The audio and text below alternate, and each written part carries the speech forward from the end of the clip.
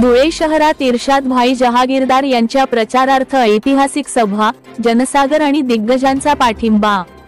धुळे 13 नोव्हेंबर 2024 महाविकास आघाडीचे धुळे शहर विधानसभा मतदारसंघातील उमेदवार इर्शाद भाई जहागीरदार यांच्या प्रचारार्थ मौलवीगंज येथे आयोजित सभेला नागरिकांचा प्रचंड प्रतिसाद मिळाला।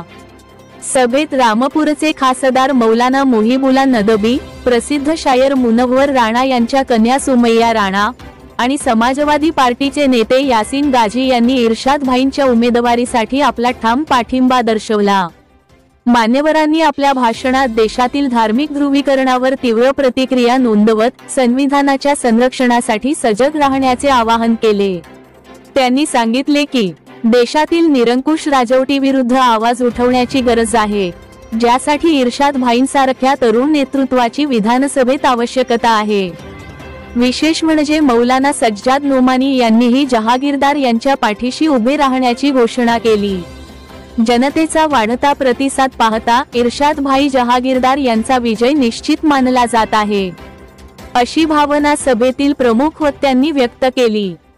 कीमती वोट मांगने के लिए खड़ा हो, पर ये वोट जो 20 तारीख को आप करने जा रहे हैं, वोट किस लिए कर रहे हैं? ये वोट महाराष्ट्र का मुख्यमंत्री बनाने के लिए वोट कर रहे हैं और दूसरा वोट शहर दुनिया का नक्शा बदलने के लिए एक आमदार चुनने के लिए आप वोट कर रहे हैं। जब ये वोट आप कर रहे हैं तो मैं आप लोगों से अपील कर रहा हूँ कि सभी धर्मों के लोगों से, बिरादर वतन हो या अपने लोग हो, मैंने हर एक से अपील किया कि मेरी आपसे एक ही गुजारिश है कि आप चुनाव को धर्म के नाम पे मत जाने दो। वो उम्मीदवार को वोट करो जिसके पास विजन है, जिसके पास तरक्की लाने की कैपेसिटी है, जो दुनिया में तरक्की ला सकता, दुनिया का चेहरा मोहरा नक्शा बदल सकता, ऐसे उम्मीदवार को आप आपका वोट दीजिए। आज आप जैसा देखे होंगे कि मेरी आज जोधपुर में बहुत बड़ी मोटरसाइकिल रैली हुई।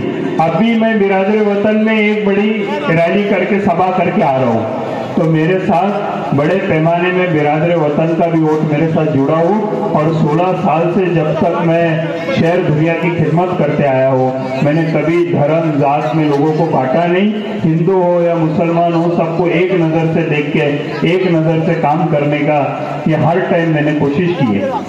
अभी कुछ दिन पहले मौलाना साहब, देश के प्रधानमंत्री मोदी जी हमारे दुलिया आए थे और उन्होंने बोला, मोदी जी बोले एक है तो सेफ है। मोदी जी हम आपकी बात मान लेते, एक है तो सेफ है, पर आपकी परिभाषा गलत है। एक है तो सेफ है कि ये परिभाषा है हिंदू मुसलमान सिख ईसाई दलित आदिवासी सब एक है तो भारत देश सेफ है। ना हिंदू खतरे में, ना मुसलमान खतरे में, प्यारे खतरे में तो हमारा भारत देश खतरे में। अगर ऐसे ही लड़ते रहेंगे तो देश के टुकड़े टुकड़े हो जाएंगे और मोदी जी आप भी क्या और मैं भी क्या मौलवीगंज में कटोरा लेके मिलेंगे। ये देश को तोड़ने वाली शक्तियां है। हम देश को सबसे पहले और सब समाज और धर्म का सम्मान करते हुए हम मैदान में उतरे हैं। हम कोई धर्म के बारे में गलत बोलते नहीं, हम जो भी बोलते हैं तरक्की की बात करते हैं और तरक्की की बात के ऊपर हम आपका वोट मांगने आए। आप लोगों, मेरे विरोधी मेरे खिलाफ काफी साजिशें फैलाते, गलत फहमियां फैलाते।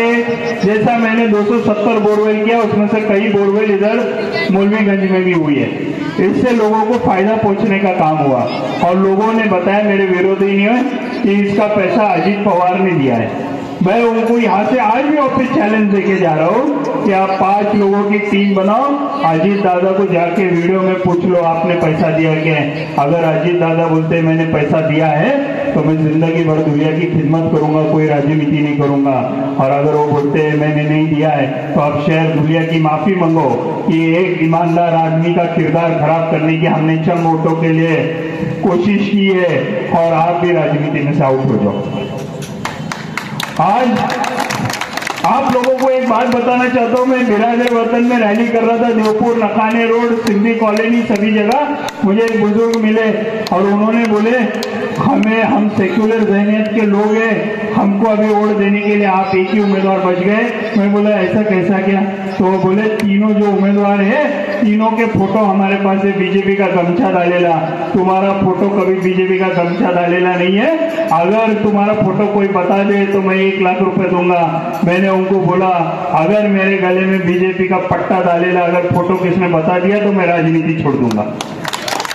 अरे जो बीजेपी के साथ लड़े, जिनके गले में बीजेपी का फोटो रहा, बीजेपी जितने भी जिनने ढोल ताशे लगाए, आज वो सेक्युलर बन के आपकी वोट, कौम की वोट, मिल्लत के नाम पे वोट मांगने का काम कर रहे हैं। हम वैसे लोग नहीं है, हमारी विचारधारा सेक्युलर है और मरने दम तक सेक्युलर रहेंगी। जब हुजूर की शान में गुस्ताखी हो गई, हमने अजीत दादा को बोले कि आप इसके ऊपर स्टेटमेंट करो, और अजीत दादा बोले मैं स्टेटमेंट नहीं करता। उन्होंने उस पर स्टेटमेंट नहीं किया। मैंने डिसीजन लिया कि हमें समाजवादी पार्टी ज्वाइन करनी है।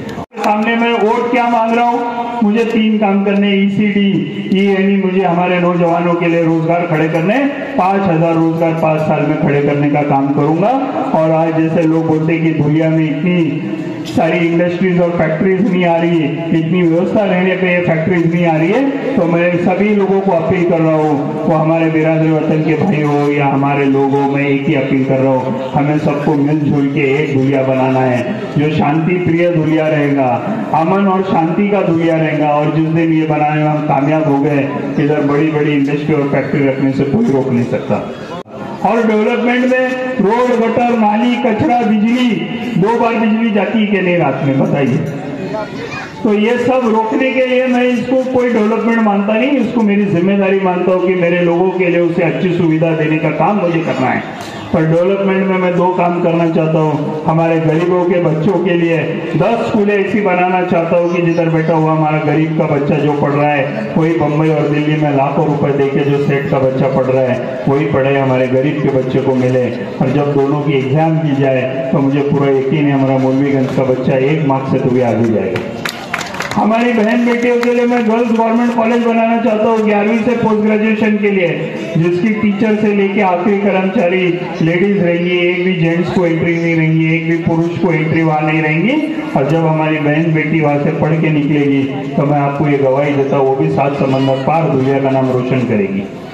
ये काम हम करना चाहते हैं, ये बातों पे कोई बोलने को तैयार नहीं। और सबसे खेदजनक बात यह है, 75 साल से ऊपर हमें आज़ादी मिलके हो गई, पर आज भी मौलवीगंज का कोई गरीब आदमी बीमार पड़े तो उसको 350 किलोमीटर दूर मुंबई ले जाना पड़ता है कि नहीं? हम 100 बेड का गवर्नमेंट सुपर स्पेशलिटी हॉस्पिटल या सिविल में लगाएंगे, जिधर हमारे कोई भी गरीब धुलिया नंदरबार जगहों का अगर बीमार पड़ा तो उसकी इलाज हमारे धुलिया में होगा और जल्द से जल्द अपने घर तंदुरुस्त होकर जाएगा। ये आपको मैं गवाही देता हूँ। मेरे साथ जिंदगी में 2 चीज कभी होंगी नहीं, हराम का पैसा मैं कभी खाऊंगा नहीं, और दूसरी बात आपका आमदार, आपका खादिम बोल के जब महाराष्ट्र की विधानसभा में जाऊंगा तो कभी भी मेरे जिंदगी में कोई जातिवादी पार्टी को मदद करने का काम करूंगा नहीं, चाहे मेरी गर्दन कट जाए या मुझे जेल के सलाखों के पीछे डाले। जैसा वसीम भाई ने बोले कि कुछ लोगों ने पैसे लेके मुख्यमंत्री से बीजेपी को वोट देने का काम करे, और वही वोट के वजह से जो 2 खासदार बढ़ गए बीजेपी के, उसकी तकलीफ मौलाना साहब को वह वक्फ बोर्ड का बिल बचाने में हो रही है। तो इसका जो वक्फ बोर्ड के ऊपर आज चाहिए, इसके लिए कई तो शहर धुलिया में से हमने जिनको चुन के लिए वो भी उसके लिए जिम्मेदार है, ऐसा मैं आप लोगों को बताना चाहता हूँ। ये लोगों ने बीजेपी को खुलेआम वोट दिया, ये वोट हमारा वोट लेकर बीजेपी को वोट देने का काम किए। और जो हमारे मेहमान बाहर गांव से आए हैं, जो दूसरे पार्टी के लिए प्रचार करने आए, उनको मेरी हकीकत ही मालूम नहीं। अगर 5 मिनट मेरे साथ बैठ जाए तो वो भी मेरे बाजू से ही बोलना चालू करेंगे, ये मुझे पूरा विश्वास है। मैं 16 साल काम करते वक्त किसी को तकलीफ दिया नहीं, किसी के ऊपर दादागिरी किया नहीं, किसी को गलत जबान में बोला नहीं।